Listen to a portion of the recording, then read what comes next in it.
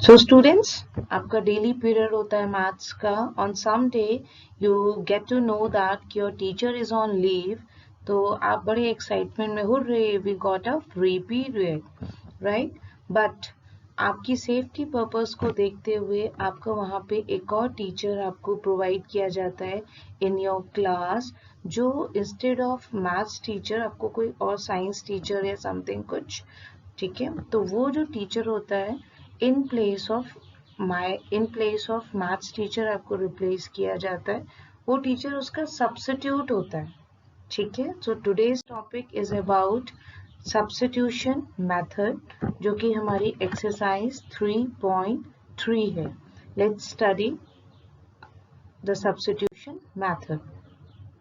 तो what we have discussed earlier, अब तक हमने देखा बच्चा how to represent your situation algebraically, then graphically हमने सॉल्यूशंस को कैसे फाइंड आउट किया है. अब हमारे पास में बच्चा it's not possible to find out all the time the solution graphically. तो यहाँ पे हमारे कुछ एल्जेब्रिक मेथड्स हैं.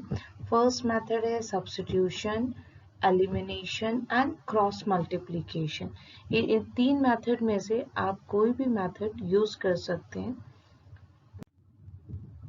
तो बच्चा इन सब्स्टिट्यूशन मेथड हमारे पास दो लीनियर पेयर इक्वेशंस हैं जिसमें वेरिएबल हमने यूज किया है x एंड y, ठीक. देन अब आपको यहाँ पे करना क्या है, कुछ स्टेप्स हैं हमारे. तो सबसे पहले मैंने यहाँ पे आपके दो एग्जाम्पल्स लिए हैं लीनियर इक्वेशन के. पहला स्टेप, किसी एक इक्वेशन को आपने दूसरे वेरिएबल में सॉल्व करना है. अब आप देखिए यहाँ पे बच्चा कोफिशिएंट x के जो कोफिशिएंट है वो 1 है. तो इट मीन्स मैंने जो फर्स्ट इक्वेशन है उसको चेंज किया है, x को लेफ्ट हैंड साइड रखा है बट माइनस y को यहाँ पे शिफ्ट किया, तो वो हो गया प्लस y. अब ये जो सॉल्यूशन मैंने निकाला है x इक्वल टू 5 इक्वेशन बनाई है, इसे आपने सेकेंड इक्वेशन में पुट करना है, ठीक है. तो जब आप इसको पुट करेंगे सेकेंड इक्वेशन में, तो देखिए x की जगह आ जाएगा आपका 5 प्लस y, फिर यहाँ पे आ जाएगा प्लस 2y प्लस 20. नाउ इसको आप सॉल्व करेंगे by adding like terms और by transposing the numbers to the other side. तो आपके पास जो फाइनल आंसर आएगा वो आएगा y. अब जो ये एक वैल्यू आपको पता चल जाती है, देन हम सेकेंड वेरिएबल की वैल्यू यहाँ पे फाइंड आउट करते हैं. तो ये जो y की वैल्यू है, अब मैं इक्वेशन 1 में भी पुट कर सकती हूँ और ये जो नई इक्वेशन हमने बनाई थी वहां भी पुट कर सकते हैं. इट्स अप टू यू, दोनों जगह से आपके आंसर निकल आते हैं. At last, the value of x is 10 and the value of y is 5. So this is all about your substitution method. In question number 2, we have two equations. 2x plus 3y equal to 11. 2x minus 4y equal to minus 24. So the first step is to find out the value of x and y by using substitution method.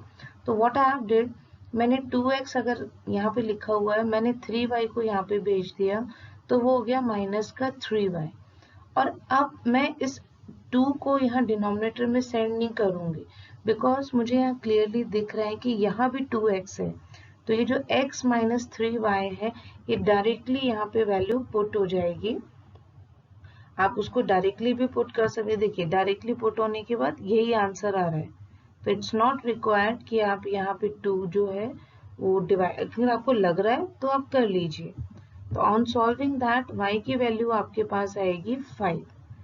अब इस y की value को आप यहाँ पे put कर सकते हैं, यहाँ भी पुट, एनीवेयर, बस आपको वहां से x की वैल्यू निकालनी है. तो x की वैल्यू आ गई आपके पास माइनस का 2. देन अभी आपको पहला क्वेश्चन हमारा हो गया सॉल्व, राइट.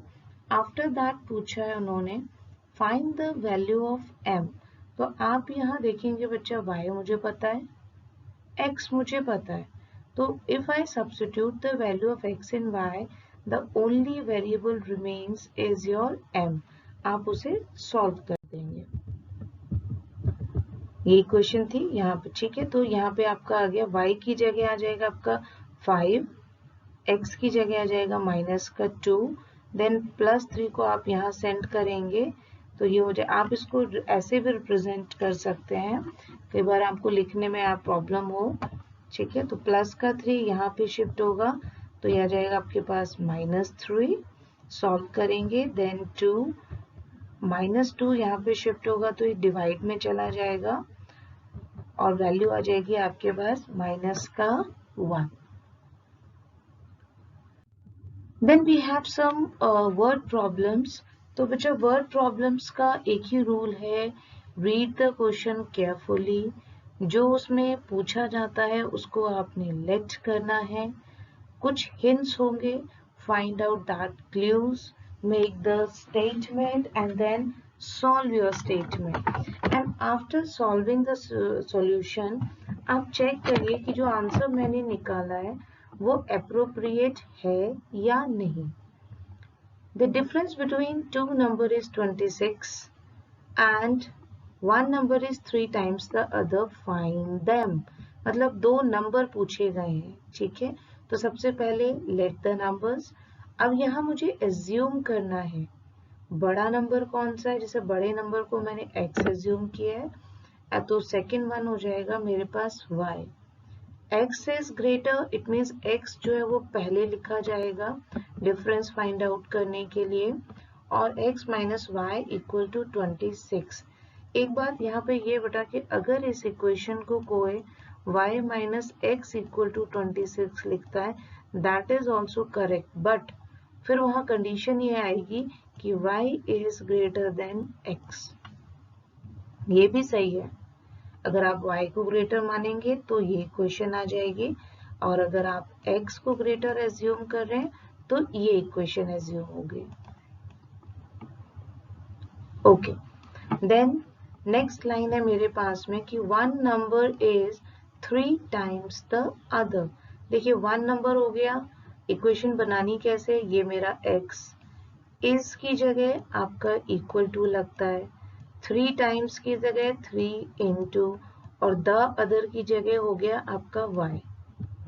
ये मेरे पास सेकेंड इक्वेशन आ जाएगी। Now the next work is to solve this equation to find out the value of x and y।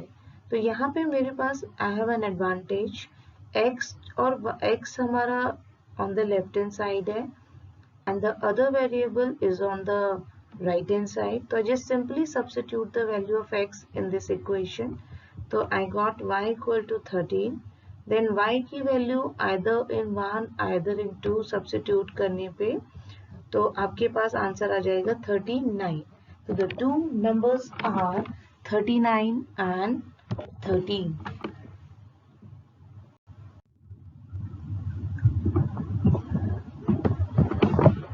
The larger of two supplementary angles succeed the smaller by 18 degrees।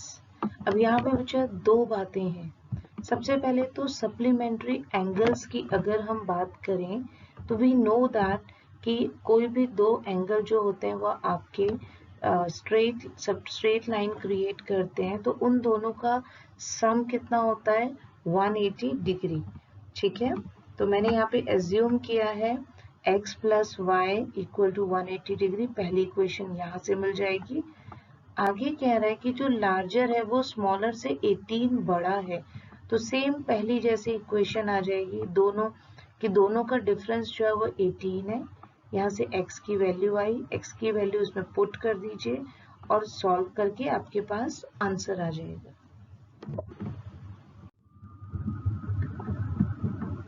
In the present scenario, we have two items, a bat and a ball।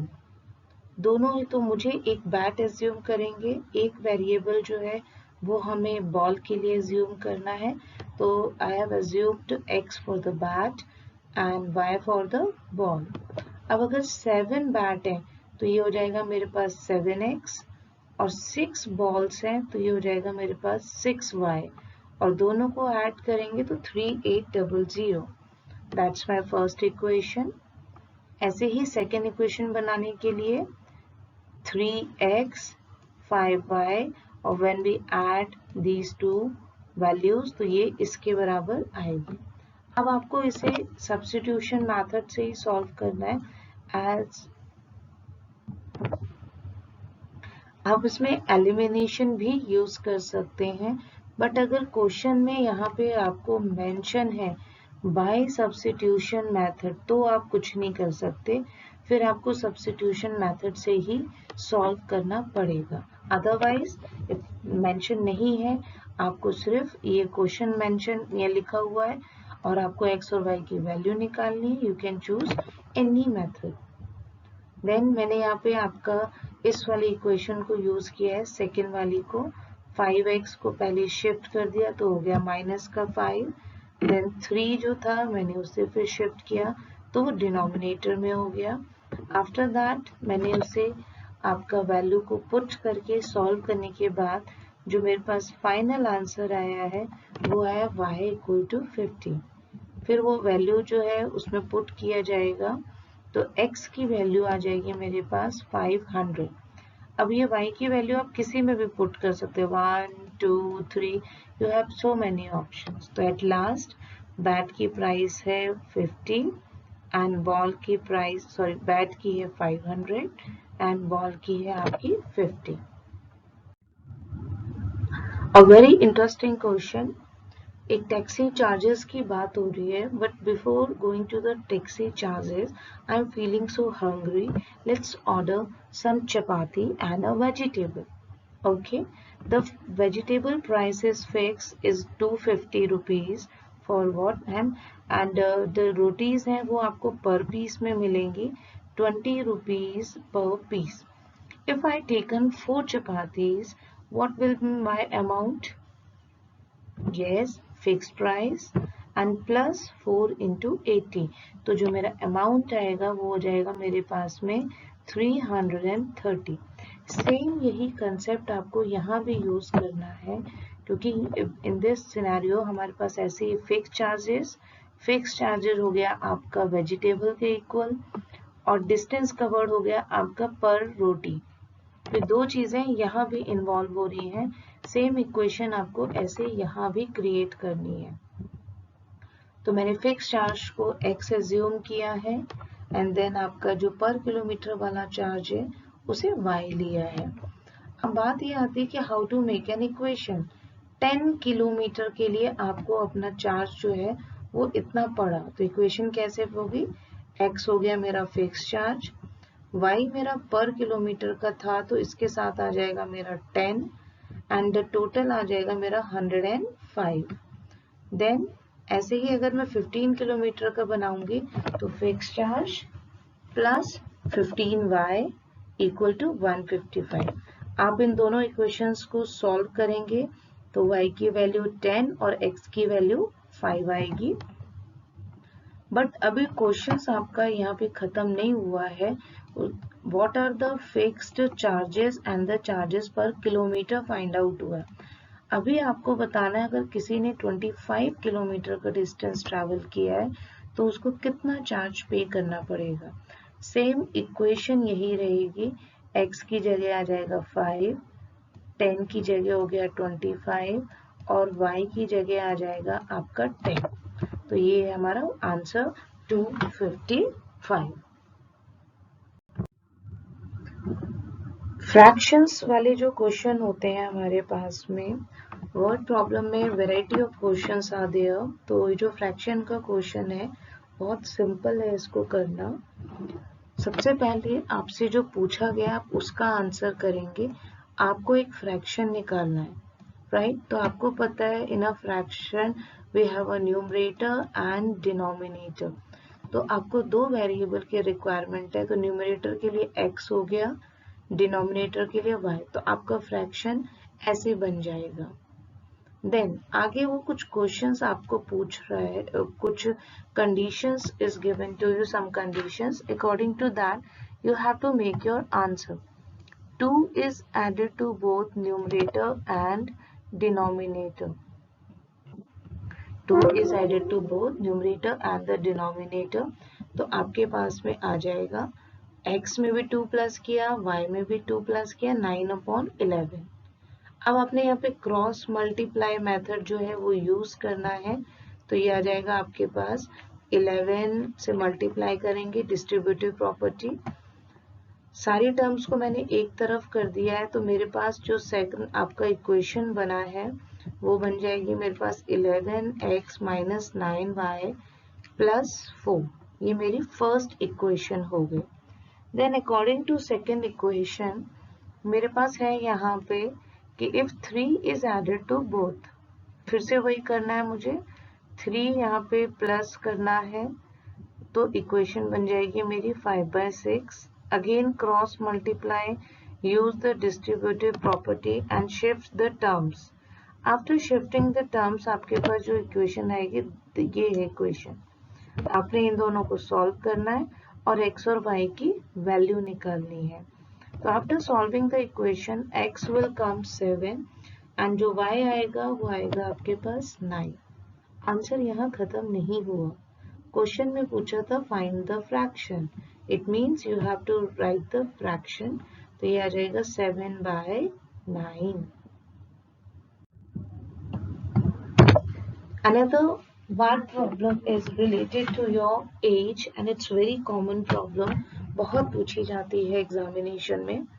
तो सबसे पहले बच्चा present ages पूछा है उसने, तो let's assume the present ages.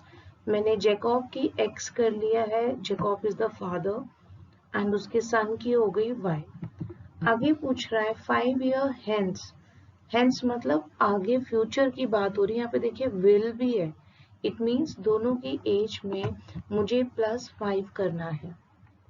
अब क्या कह रहा है, जैकब की एज हो गई मेरे पास में अपने बेटे से 3 टाइम्स, ठीक है, तो जैकब की एज x + 5, ये रही बेटे की एज, तो 3 टाइम्स इसके बेटे के साथ हो जाएगा, देखिए 3 टाइम्स ऑफ लिखा है ना, तो 3 टाइम इंटू, ऑफ का मतलब इंटू होता है और बेटे की एज हो जाती है y + 5। तो आफ्टर सॉल्विंग दिस मेरे पास यहाँ पे एक इक्वेशन आएगी इस टाइप से, ये मेरी पहली इक्वेशन हो गई। Then according to second case, एगो बोल रहा है, एगो मतलब यहाँ पे होता है पास्ट टाइम की बात हो रही, वॉज, इट मीन्स मुझे दोनों को -5 ईयर्स जो है वो दोनों की एज में से माइनस होगा।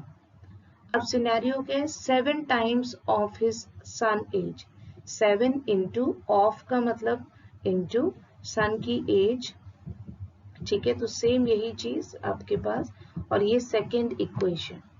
After solving these two equations आपके पास में जो आएगा, ठीक है, तो उससे आपका आंसर निकल जाएगा।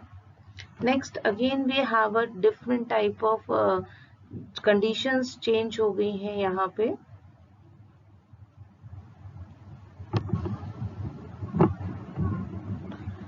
ठीक है, कंडीशंस कहने का मतलब है कि इक्वेशंस थी मेरे पास, मैंने उन्हें सॉल्व किया है, तो मेरे पास में जो फाइनल आंसर आया है यहाँ पे x की वैल्यू 40 आई है और y की वैल्यू 10 आई। तो लास्ट में आपको लिखना भी होता है कि प्रेजेंट एज और जो हमने एज्यूम किया है वो हमारा कितना निकला है, फाइनली आपको उसे लिखना होता है। So this is all about your exercise 3.3.